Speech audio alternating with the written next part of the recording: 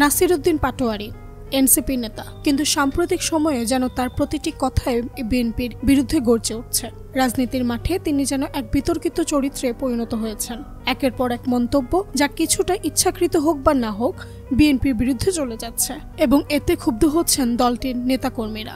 2025 সালে 19 জুলাই কক্সবাজারে অনুষ্ঠিত জুলাই পদযাত্রা শেষে এক সমাবেশে পাটোয়ারি সরাসরি আক্রমণ করেন বিএনপির স্থায়ী কমিটির সদস্য সালাউদ্দিন আহমেদকে।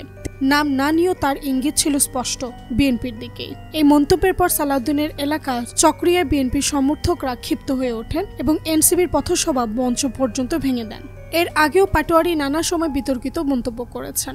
2025 সালে 21 মার্চ তিনি তার ফেসবুকে লেখেন, জিয়াউর রহমান ছিলেন একজন লুটকারী, সেনা অভ্যুত্থানের ফসল, যারা জামায়াতে ইসলামীর মতো সংগঠনকে রাজনীতিতে পুনর্বাসিত করছে। পোস্টটি ভাইরাল হয় এবং বিএনপি ঘনিষ্ঠ মহলে প্রচণ্ড ক্ষোভ তৈরি হয়। পরে অবশ্য তিনি চাপের মুখে পড়ে পোস্টটি মুছে ফেলেন এবং 22 মার্চ নতুন একটি পোস্টে ব্যাখ্যা দেন তার ব্যক্তিগতভাবে জিয়া পরিবার বা বিএনপির প্রতি কোনো জিজ্ঞাসা নেই। তবে বিতর্ক সেখানেই থেমে থাকেনি। 2025 সালের জুনে এক টেলিভিশন টকশোতে অংশ নিয়ে তিনি বলেন, বিএনপি এখন যেভাবে চলছে, নির্বাচনে তারা 50 থেকে 100 আসনের বেশি পাবে না। কথাটি অনেক বিএনপি নেতা সমর্থকদের কানে মরার ওপর খাড়ার ঘাড় মতো লেগেছে। এখানেই শেষ নয়। 2025 সালের 21 মে এক বিক্ষোভে তিনি বলেন, এই উপদেষ্টারা বিএনপির মুখপাত্র হিসেবে কাজ করছেন, তাদের বাধ্য করব পদত্যাগ করতে।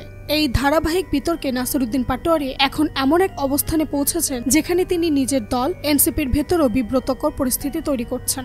প্রশ্ন উঠেছে, এটা কি কৌশল না অভ্যন্তরীণ কোনো হিসাব নিকাশ?